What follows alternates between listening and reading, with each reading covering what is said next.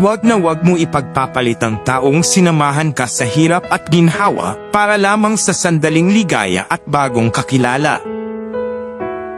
Real talk lang kabeshi. Makinig ka ng mabuti. Naranasan mo na bang magkaroon ng isang taong kasama mo sa lahat sa hirap at ginhawa? Yung tipong kahit gaano kahirap ang buhay, andyan siya, di ka iniwan. Kung meron ka ng ganitong tao sa buhay mo, kabeshi, ito ang paalala ko sa iyo. Huwag na huwag mo itong ipagpapalit para lamang sa sandaling ligaya at sa bagong kakilala. Sa mundong ito na puno ng tukso at mabilis na pagbabago, madaling maligaw at matukso sa mga bagong mukha at bagong karanasan. Pero bago mo ito gawin, kabeshi, mag-isip ka muna. Isipin mo yung mga panahong nasa baba ka. Sino ba yung taong hindi bumitaw sa kamay mo? Nung mga panahong pakiramdam mo wala ng pag-asa, sino ba yung taong nagbigay liwanag sa'yo? At sa mga panahong nasa rurok ka ng tagumpay, sino ba yung taong tunay na nagdiwang kasama mo?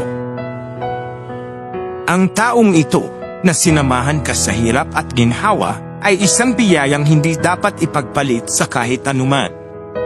Tandaan mo, kabeshi, na ang tunay na pagmamahal at pagkakaibigan ay hindi nasusukat sa haba ng panahon na magkasama kayo, kundi sa kalidad ng mga sandaling yun.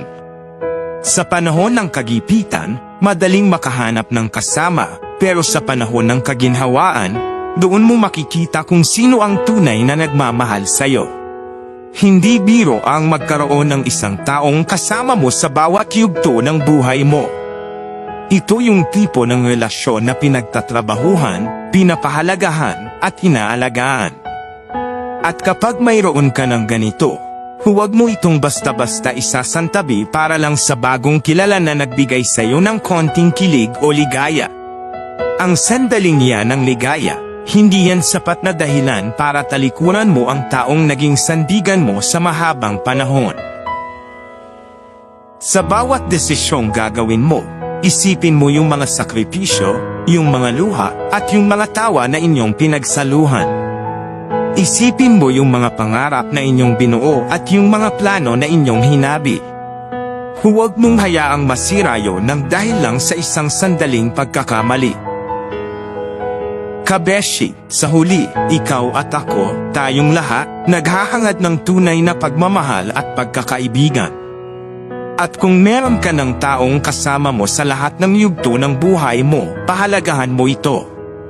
Huwag mong ipagpalit sa kahit ano o kanino man.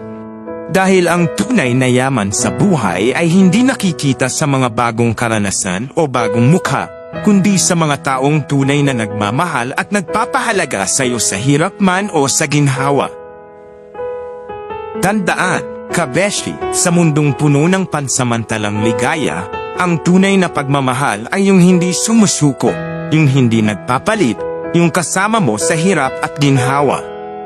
Huwag mong ipagpalit yon. Huwag na huwag.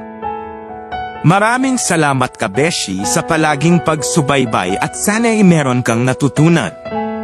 Ako si Vice, ang inyong taga-advice.